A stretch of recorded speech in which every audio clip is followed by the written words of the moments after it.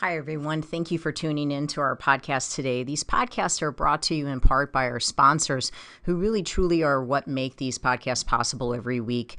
O'Fallon Nutrition is a company that I've worked with for over 15 years. They're independently owned and operated, located here in O'Fallon, Missouri, right off of Highway K and Mexico Road. I call this place the Whole Foods of St. Charles County, but even if you are not located on this side of the river, it is still worth the drive. I can remember working all the way down at Powerhouse and still sending people out to O'Fallon Nutrition for their supplements. They are more than a supplement company. You can get grass-fed beef, salad dressing, seasoning for your cooking, hair care products, makeup, deodorant, toothpaste, essential oils, and all the vitamins and minerals that you can think of. If you're looking for clean, whole food nutrition, as well as home care, house care, skincare products, O'Fallon Nutrition is your place. You can take a look at them at o'fallonnutrition.com, or if you'd like to have something shipped, if you're listening to me from outside of St. Louis, you can certainly have items shipped. I know they do free shipping if it's an order over $50, and the phone number is 636-240-5283. Again, it's o'fallonnutrition.com. As well as if preparing your food on a weekly basis is your primary excuse for why you're not able to stay on a good, clean eating program, which is something that I hear very regularly from my clients, I would ask you to please take the time to check out Pure Plates. It's pureplatesstl.com. They are a phenomenal place. We get our food from there during the week. They deliver to our Integrity location. They will deliver to your house. They also are just available for pickup. You can go to their Chesterfield location or their Kirkwood location and just pick up meals for the day, as well as just having them delivered right to your door. So if preparing your food is your main excuse for why you cannot stay on a healthy eating program, then I would suggest just stop by Pure Plates. Just try it. If you're trying to lower your blood pressure, you're trying to lower your cholesterol, you're trying to get your blood sugar down, try to do Pure Plates meals for a week and just see how different you feel. These are organic meals. They are gluten-free. If you need them to be, they can be dairy-free. They are soy-free. You're not taking any processed sugars or meat-curing agents or preservatives. They really, truly believe in nutrient-dense meals that are just whole food nutrition. And I've had my clients, or I've made recommendations for my clients for years at Pure Plates. It's pureplatesstl.com, or you can call them to ask questions at 636-778-3555. Again, remembering that they have a location in Chesterfield as well as in Kirkwood that you can just run by and pick up a meal today. Everyone always asks me where I get my meat from, and given that I really eat meat on a daily basis, typically beef primarily, my meat is very important to me. I have an autoimmune condition and I want grain-free, corn-free meat, and I just haven't found the confidence in stores in knowing that I'm getting 100% grass-fed, grass-finished beef. And I have searched and searched and searched for the right farm, and I have found the farm. It's fedfromthefarm.com, fed, F-E-D, from thefarm.com. These farmers are amazing. It's a family. They're here in Missouri, and they have the desire, just like I do, to see people well and to see people healthy, and they put a lot into what they do. It's such a wonderful family to support. They do offer 100% grass-finished, grass-fed, meaning that's it. A beef, and I get my ribeyes, I get my ground beef, my ground sirloin, I get my chuck roast. I mean, they basically have everything. They even have awesome jerky, but they also have eggs, they have chickens, and they have turkey. I'm planning on getting a turkey for Thanksgiving, and if you'd like lamb, they have that as well. But if you are in need of good quality grass-fed, grass-finished beef, or quality eggs, chicken, turkey, don't just settle for what you're getting at the local store. to go out on the internet and check out Fed from the Farm. That you can arrange a pickup or you can have it delivered to your home. And I can guarantee you're going to taste the difference. For me, my health actually depends on it. So I really thank God to have found such a great farmer. Fedfromthefarm.com. I hope it blesses you.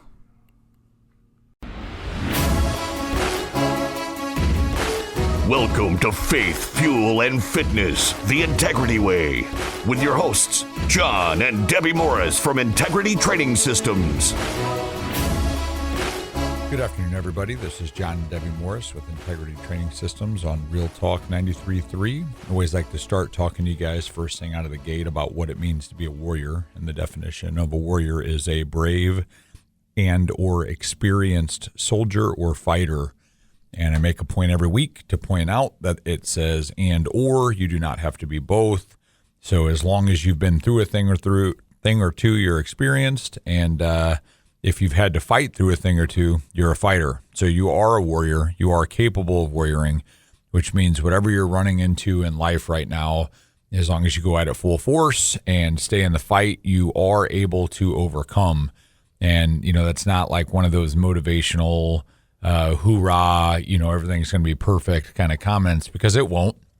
It's going to be hard. It's going to be ugly sometimes.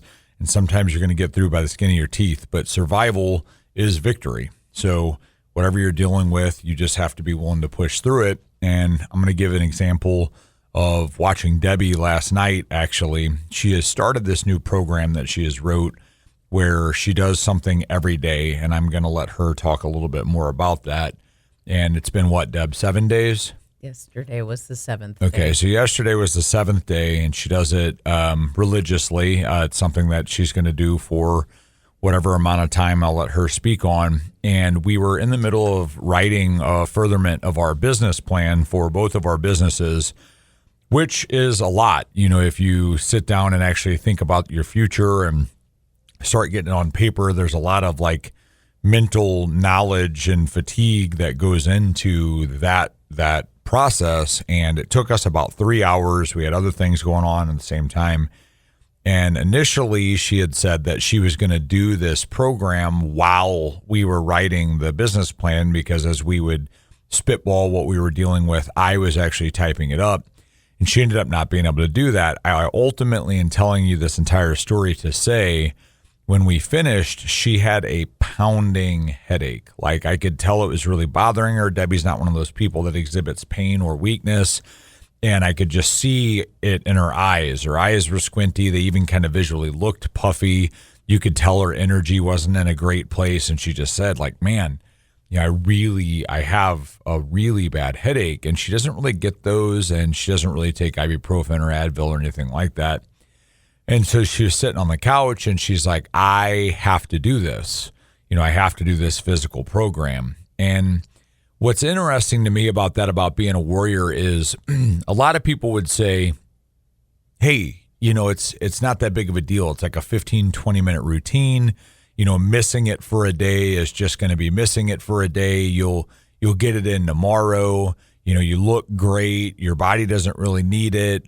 But yes, it's a physical change that's coming out of what she's doing, but she actually said something yesterday as she did it, which she did go ahead and do, and it was a little slower than she has done it, but she still pushed hard and hammered it and pushed through, is it's not about the physical for her. It's not about the body. It's about setting a standard that is so high that regardless of how she's feeling or what is going on in the moment, she refuses to let that standard go.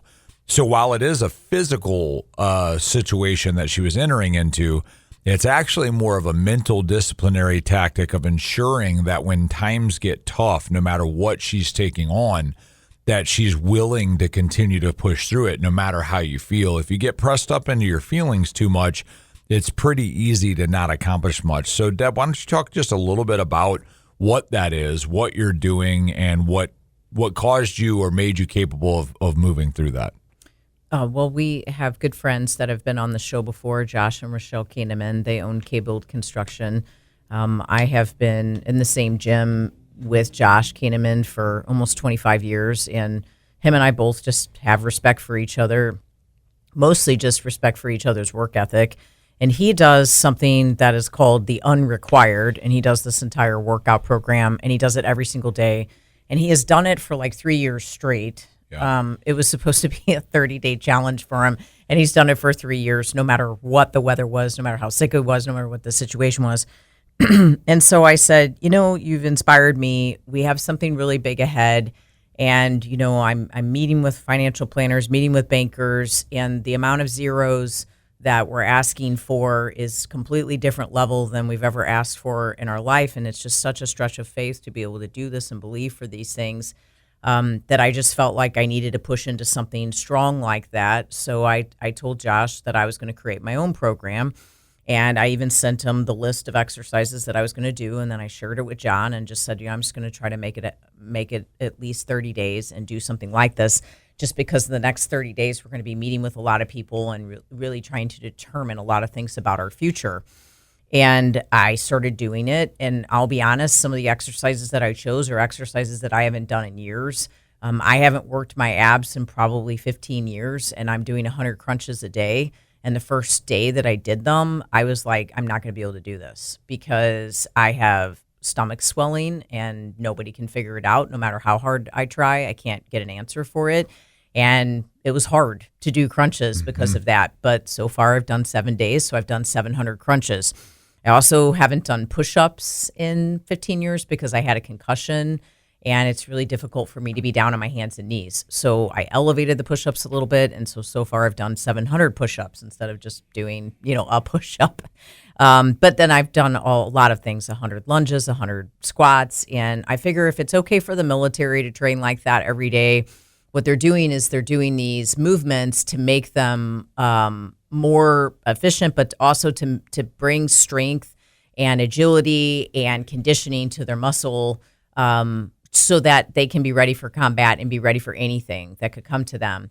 And I look at Josh and think he's ready for combat. He's ready for anything that's brought to him, mostly on a mental level, but also secondly on a physical level. And so I just felt like I wanted to do this for myself. Well, last night, John was right. I mean, it was Mother's Day. I should just be sitting on the sofa just with my feet kicked up. But we had to write a business plan. And it's like people think, oh, where's Debbie? She's not at the gym. Well, I'm at home writing a business plan, or I'm at home, or I'm whatever. I'm always doing something to try to further the growth so that we can help more people. But last night was definitely a night where I really would have liked to have passed on what the program I call the extra mile. And I had a battle going on in my brain on if it made sense to go ahead and do it. But at the end of the day, I really set myself up because I want to reach for something so much bigger. And I feel like God has called us to reach for something so much bigger and what we have ahead for our future in helping people.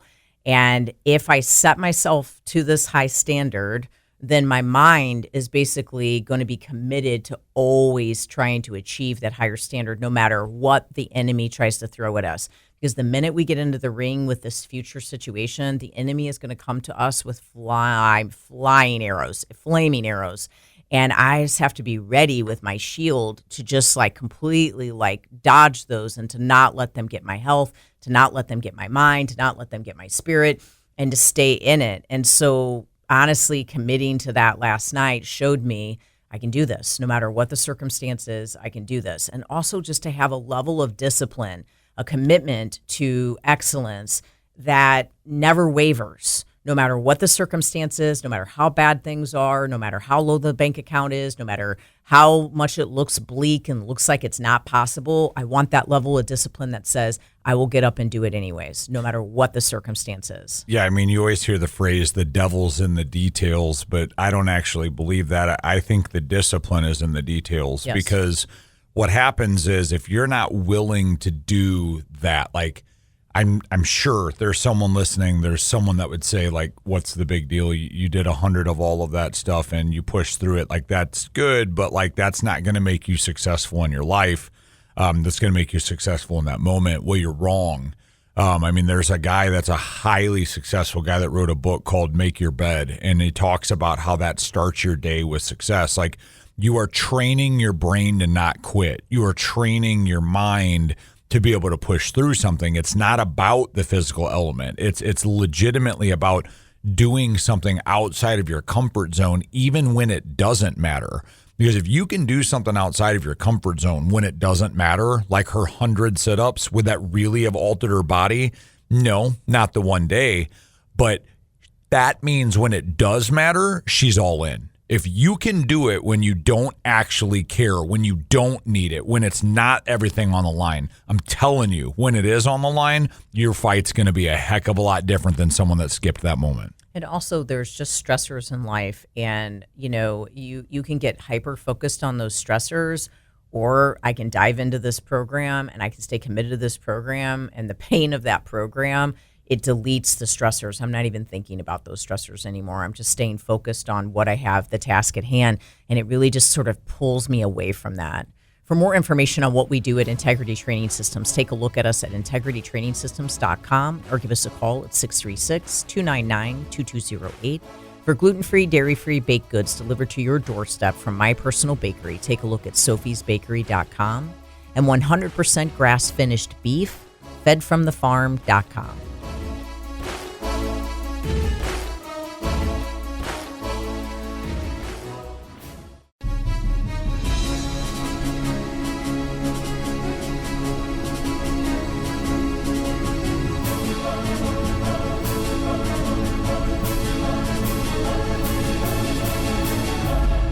Welcome back, everybody. John and Debbie Morris with Integrity Training Systems on Real Talk 93.3. We just got done talking you through what it means to be a warrior. And I want to talk a little bit about a quote that Debbie mentioned on her social media. It's actually been about a month ago. I was kind of scrolling her social media and looking. I don't spend a lot of time on there. And she said, "The pressure is a privilege." And I wish I could give that quote to the person that originally said it, but it might be better for them that I don't, because I'm actually going to disagree with it. I don't think the pressure is a privilege. I think the pressure sucks. The pressure of life is hard.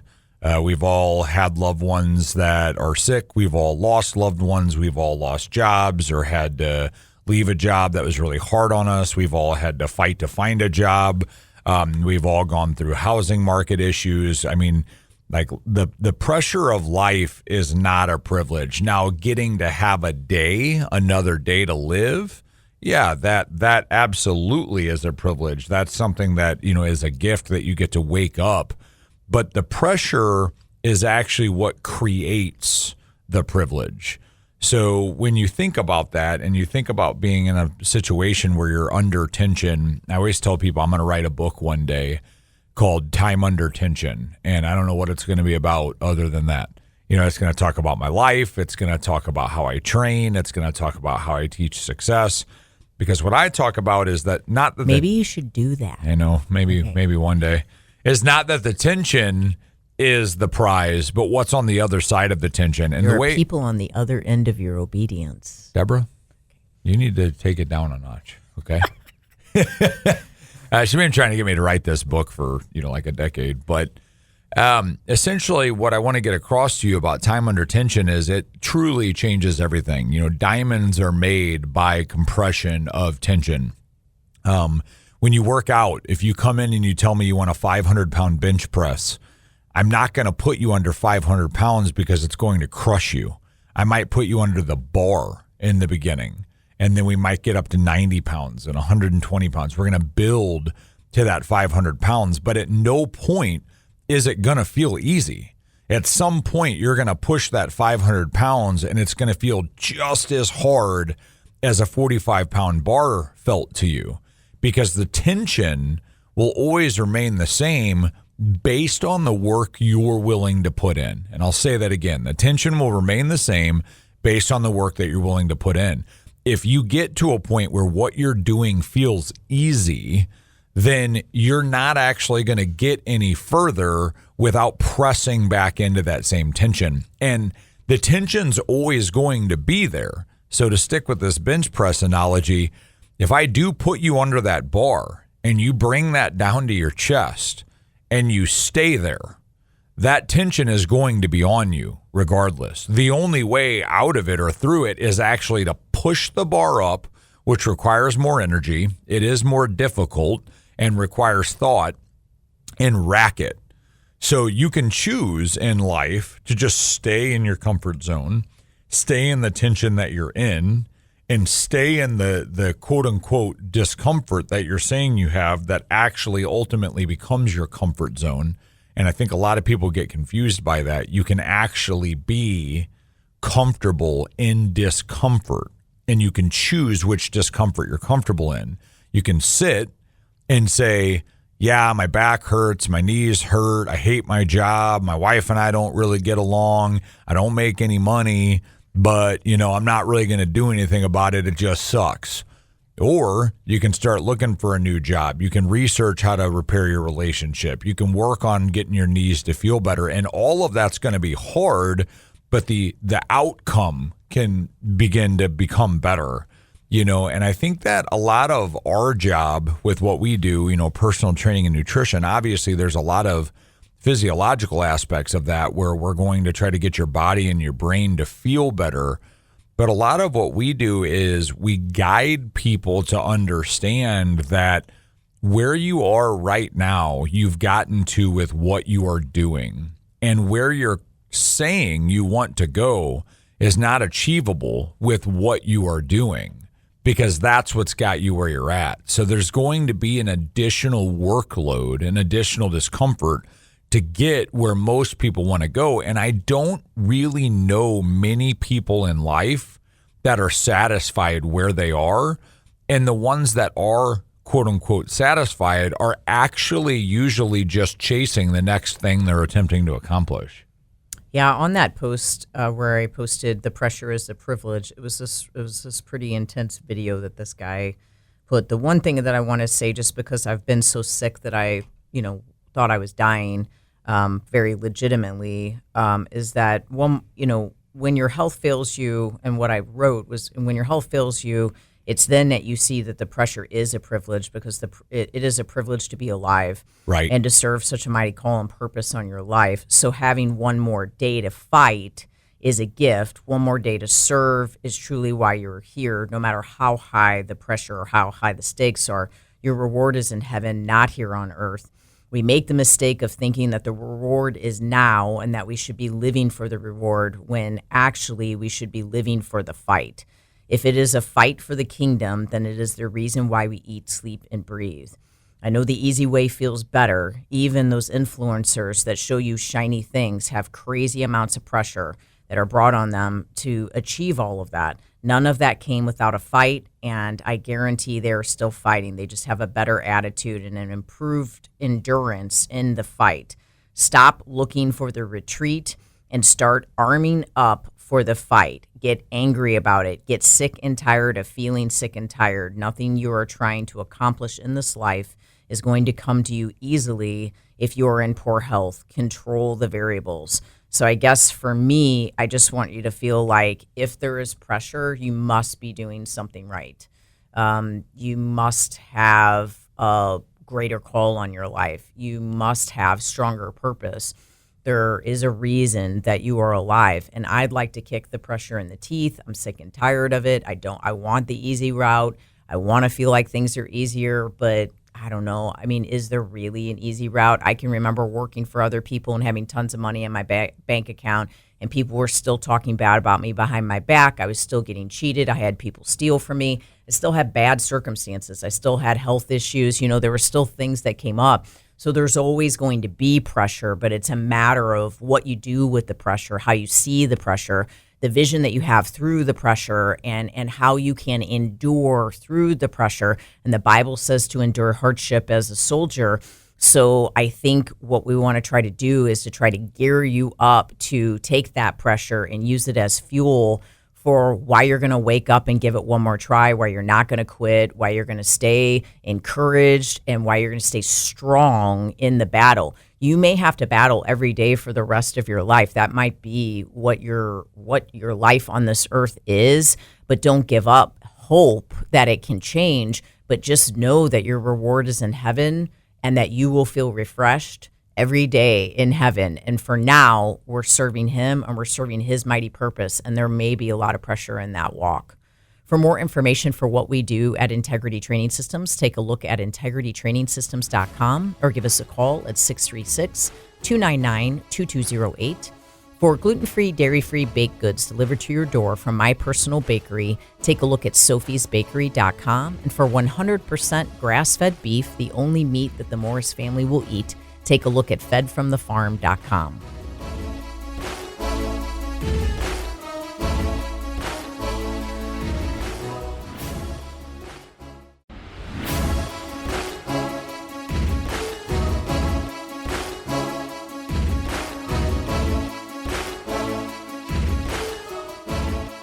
Welcome back, everybody. John and Debbie Morris with Integrity Training Systems on Real Talk 93.3. We just finished up talking to you about the pressures of life, time under tension, and how to overcome. And I kind of want to push right out of that into having a grind that matches your dream. And I feel like a lot of people either quit dreaming or they have a dream and they don't actually work toward achieving it. This is pretty common in life nowadays. And what's interesting is when you have a dream and you're not willing to work toward it, like that is a huge life of defeat. Like you just spend every day feeling defeated because you think you should be somewhere and you're just not. And then if you're someone who just quits dreaming, a lot of times those people feel like they don't have purpose. So it's just like they get up, they do their 9 to 5, they go home, they look at their family, they stare at a wall, they have a couple beers, and they go to bed and do it again. And at some point, they're like, why am I even doing this? Like, what is the point of all of this? So having a dream is more important than you realize because the world deserves what you're capable of giving them, but you deserve it as well. And so when I talk to people about having a grind that matches your dream, I always compare it to, we were talking about, Debbie was saying about the tension of like being sick and being unwell and having to overcome that. I like to compare things to things that have actually happened in my life, which I think is pretty common for most people when they tell a story or they talk about something. And, I was a fighter. I was attempting to go pro at one point in time. And then here in the last few years, I've gotten into jiu-jitsu and I've done that competitively. And when you're doing jiu-jitsu or when you're in a fight or when you're doing MMA, there's a lot of times where you are just gassed.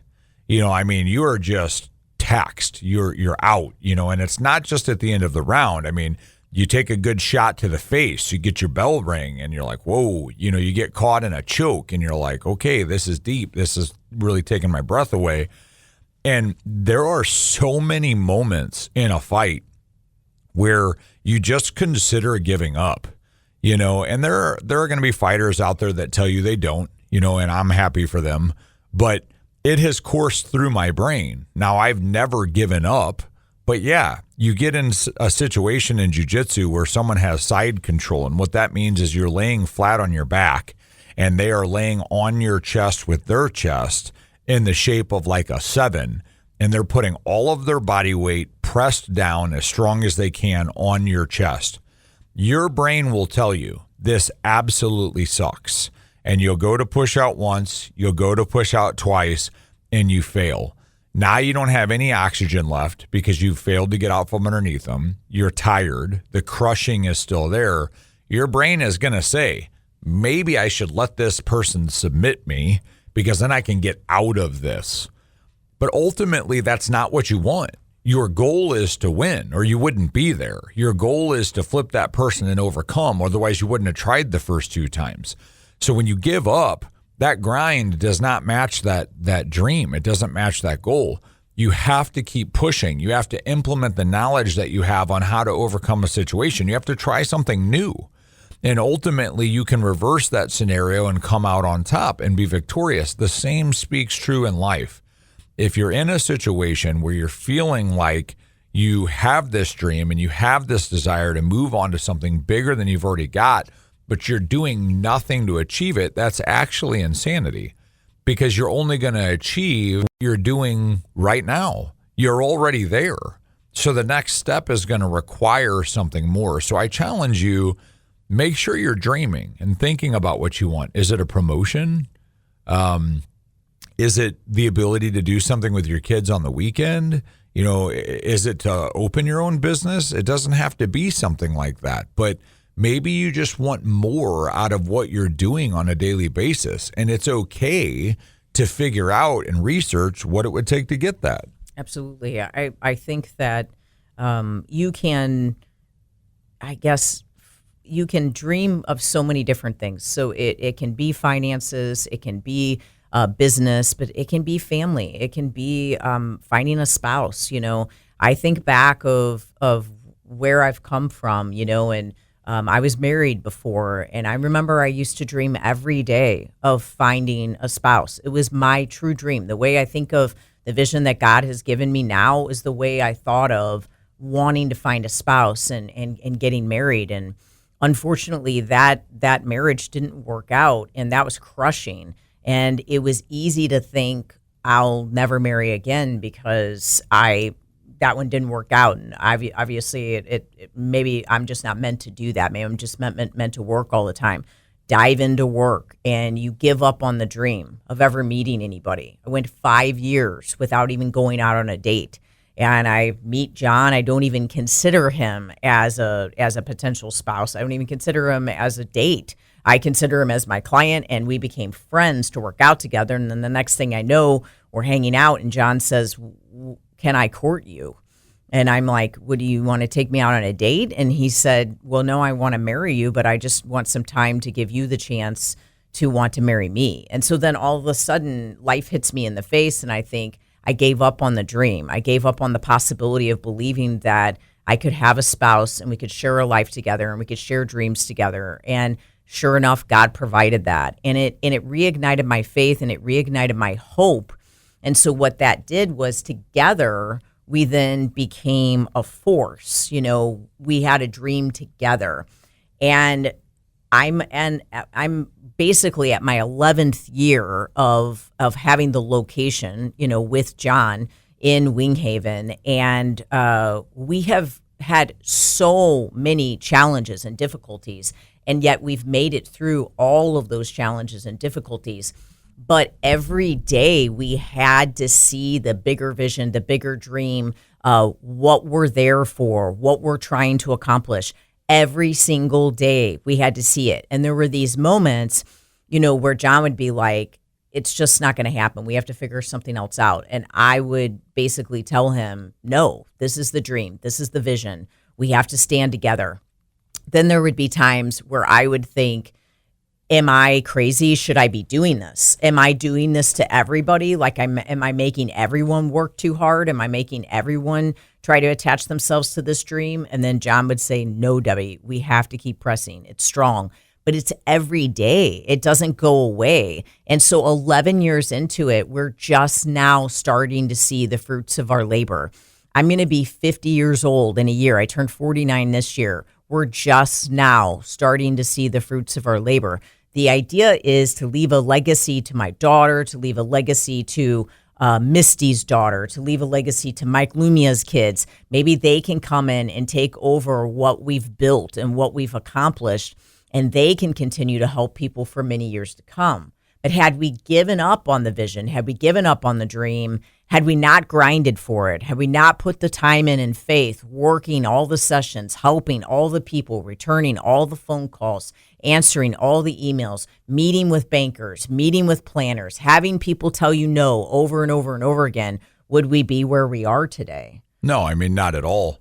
I've actually been reading this book. It's kind of funny. So if you're listening and you're not a nerd, you're still going to have to try to find an application for this. But if you are, go ahead and turn the radio up, because it's called gamification. And I have been a nerd my whole life. I was a super sickly little kid, and I couldn't play outside. So I go all the way back to Atari and regular Nintendo, kind of the beginning of the video game world. And that's what I did to occupy my time. And it has continued through life because you do what you've always done.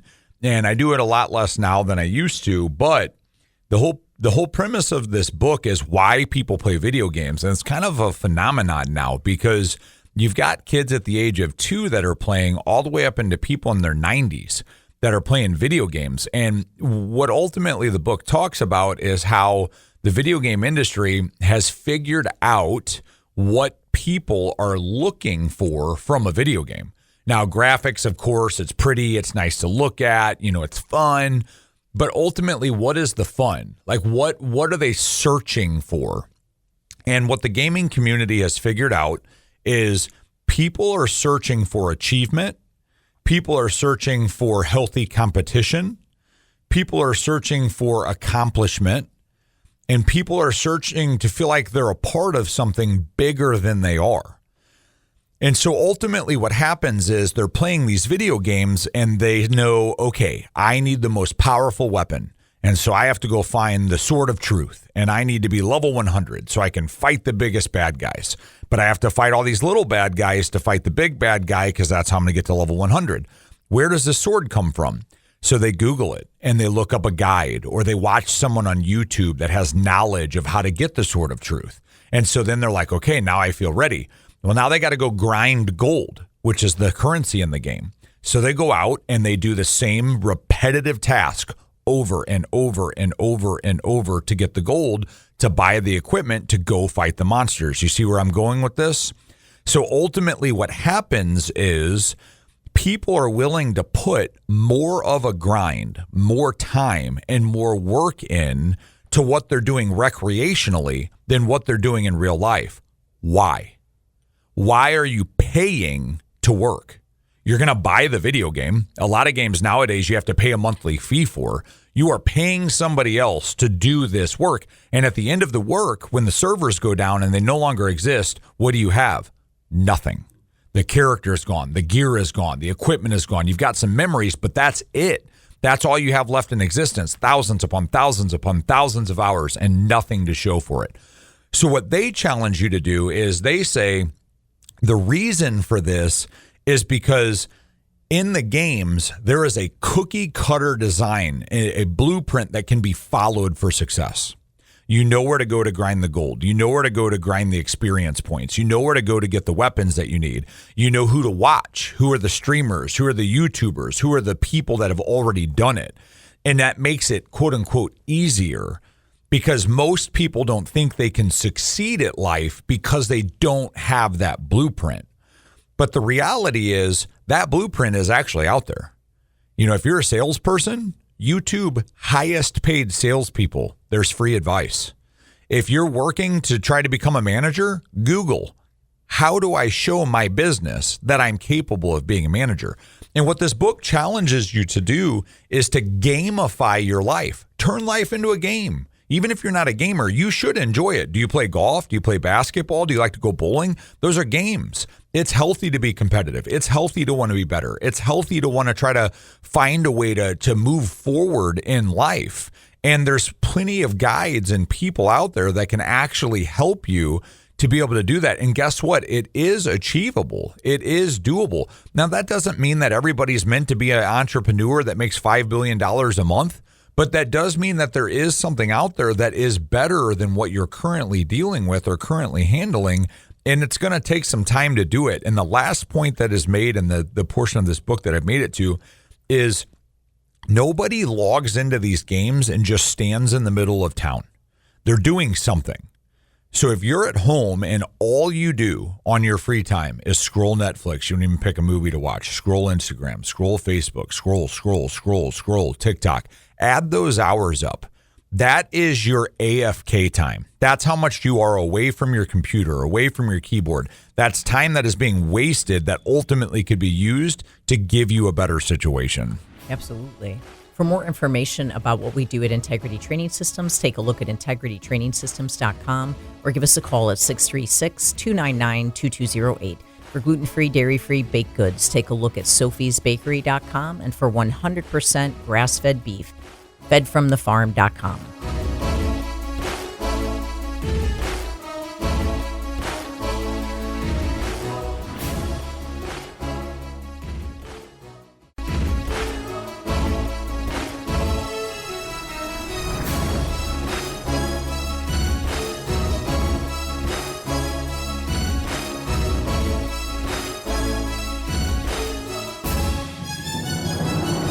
Welcome back, everybody. John and Debbie Morris with Integrity Training Systems on Real Talk 93.3. Just got done talking to you about playing video games. I'm going to talk a little bit more about that real quick as we ultimately round out the show today. Just kind of trying to be a beacon for hope for you that wherever you are, like life is capable of being better. But as Debbie just said while we were on break, learning to enjoy life where you are now as well. It's like, you got to dance in the rain.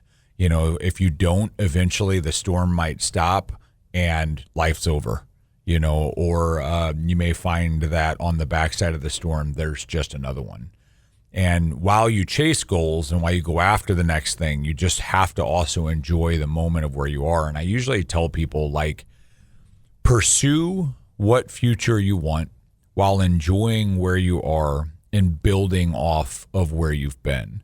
If you get caught in any one of those, like looping on things you could have done different in the past, only living in the moment and not planning for the future, only planning for the future, forgetting your past and not living where you are, ultimately every one of those ends in failure.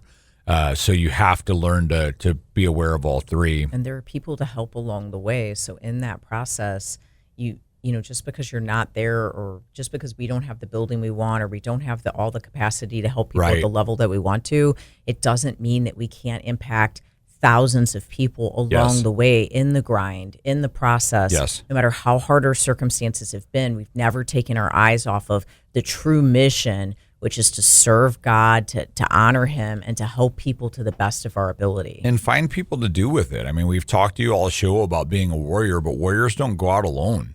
I mean, there's a reason it's called a shield wall. It's multiple shields. There's a reason it's called the Navy SEALs. It's plural. We sure don't do it alone. You're going to have people that are in the trenches with you. So if you're trying to do it alone and you're spinning your wheels, it's not going to do anything for you. The gentleman that wrote the book that I'm talking about, he references when he first started out on this concept of gamification. He talks about the first game that he designed, and what he says is he played a game called Diablo 2, and I've actually played a ton of that game way back in the day myself. And he says that he realized, later down the line, he took an account of it. He had been playing with friends, and a lot of his friends had quit, and there was 3 of them left. And finally, the other 2 ultimately told him that they wanted to move on to another game, and so he had to have this moment where he was like, well, I'm not going to play without my friends. So he gave up the game as well. And he said he woke up the next day and he felt a giant gaping hole inside of him where he just didn't even know what he was alive for, essentially. He didn't know what he was going to think about for the day. He went to work, and amidst his time in between tasks at work where he would normally be researching what to level next and what gear to get, etc., he just sat there and he was basically like, I don't even know what to do with myself. And so that ultimately made him wonder, what is that? And he says, the first game I designed, I realized the game I was looking for was simply life itself. If I were my own role-playing game character, I would never just stay in town, be idle, and do nothing. That's the real-life equivalent of watching TV, just hanging out, and leaving dreams unfulfilled. Of course I wouldn't. I would go out into the wilderness, defeat monsters, gain experience, learn new skills, accumulate resources, ally myself with those who have complementary skills, learn from those who are of higher level than I, and seek to conquer exciting quests. He quotes a guy that had wrote a book on a similar topic. Guy's last name is Kunrad, and he says he addresses the question of why would people pay for the privilege of working harder at their chosen sport or recreational pursuit than they would work at a job where they were actually being paid. He then boiled it down to 5 conclusions that led to hobbies being more preferable to work. Clearly defined goals, better scorekeeping and scorecards, more frequent feedback, a higher degree of personal choice of methods, and consistent coaching. And it's pretty fascinating because a lot of times I find that people are going through life and doing what they're doing and they don't actually have any form of coaching. They don't have a life coach. They don't have a friend that's done something they've done. They don't even have anybody to bounce something off of. But here's the problem is even the ones that do, more frequent feedback. They don't take it well. It's interesting. When I play video games with people and they don't do well and you're like, hey, man, why don't you try to do it like this? Because that way is not really working. So if you change this and you change that, you're going to do better. And they might get a little bit like, but I'm doing it. But ultimately, they end up changing it and they do better. That does not happen a lot in real life. So many people get so defensive and take things personal and think they have to move on to something else. It's like learn to take the constructive criticism. Clearly defined goals. Debbie and I sat down last night and we actually wrote out an action plan for the next phases of our business. And there's relief in that because you're like, okay, this is what we're going after. Better scorekeeping and scorecards. We're looking at our business and saying, okay, I actually even personally, I service personal training sessions, and we keep track of the sessions on a monthly basis because it shows us how many sessions we produce in a month. We know how much money that makes us, and ultimately it tells us what our projection of numbers is going to be. And this year, here we are in the 5th month, nobody has beaten me for a single month in session serviced, and I have to own a business on top of that. I take pride in that. I'm not getting beat out for sessions. So it's like, there, you can gamify some of this stuff. And I'm not going to go to my trainers. I'm not going to go to these people and be like, step your game up, I'm beating you. Like, no, this is about me. I'm competing with, I want to be the top. And it doesn't matter that I'm beating them for them. It matters that I'm beating them for me. You know, put yourself in a position where you are keeping score. You are trying to find a way to make what you're doing mean more to you and have fun with it. Yeah. Yeah, is that the last one, the keeping the score? Yeah, the final one was, let's see here, let me pull this back up.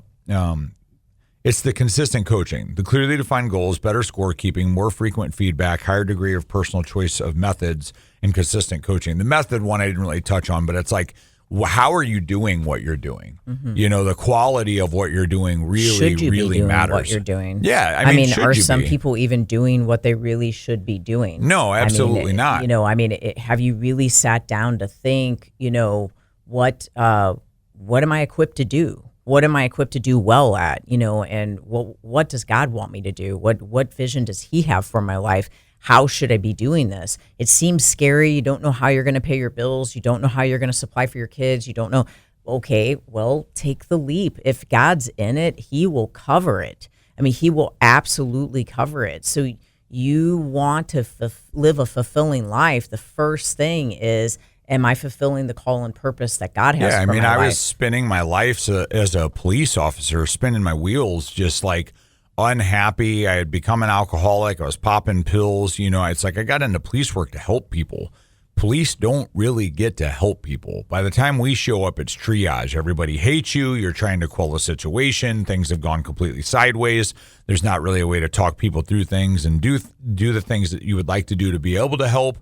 And so ultimately it put me in a pretty negative position in life. And I kind of knew that's not what I was supposed to be doing, but what else was I going to do? It was my quote unquote skill set. It's what I had. And it took coaching. It took a heart attack, and then it took a divorce and bankruptcy and living in my truck for a day and not knowing where I was going to have my daughter live and not knowing if I was going to be able to live somewhere and not knowing if I was going to have a job. And I started working part-time as a personal trainer, which ultimately led to me becoming a manager of a fitness facility. And the next thing you know, I've owned a gym with my wife for 11 years. But you did get coaching. I did get and coaching. Someone saw something in you. I didn't do it alone. I figured out. I talked to people. I talked to people higher up than me. I talked to people who had left law enforcement. I talked to people who are still in law enforcement that wish they had. I talked. I sought the help. I found the resources. I figured it out. I fought for the positions. I did what I had to do to claw back from that, but I equipped myself with the people that I needed to have. I was gamifying life, looking for the next enjoyable quest without even realizing it. So every step you take, find joy in that. If you're doing something and you don't enjoy it, and I had a weird moment with this, not to keep going back to the video game thing, but I had a weird moment with this. I raided, and if you don't know what a raid is, it's where you get 40 people together and you play online at the same time to accomplish a goal. And I was raiding on a very, very high tier. This was a few years ago, and I was leading it with a friend of mine. And I was more stressed out by that than my work. I was more stressed out. I had to be home on time. I had to make sure I was logged in. I had to have all my stuff ready. I was actually paying someone to help get my character where it needed to be able to do what I was doing. There were all these phases of stuff that was going on, and ultimately it was giving me more stress than owning and running two businesses. What are you doing? So like what you're doing, like, is it what you should be doing? You know, are you actually enjoying the process? If not, get out. I had to abort that situation, and it wasn't even paying me anything. It was actually costing me. If you love what you do, then, I mean, it really isn't work. No matter how stressful the circumstances have been for John and I love what I do, and I would never trade it for another role. Find what you love and monetize it, and you will never work another day in your life. It's the truth, but just make sure that God is in it, because you will not you will not be alone. You will be supported every step of the way. For more information on what we do at Integrity Training Systems, take a look at integritytrainingsystems.com or give us a call at 636-299-2208 for gluten-free, dairy-free baked goods delivered from my bakery to your doorstep. Take a look at sophiesbakery.com. And for 100% grass-finished beef, take a look at fedfromthefarm.com. Thank you so much for listening, and God bless you.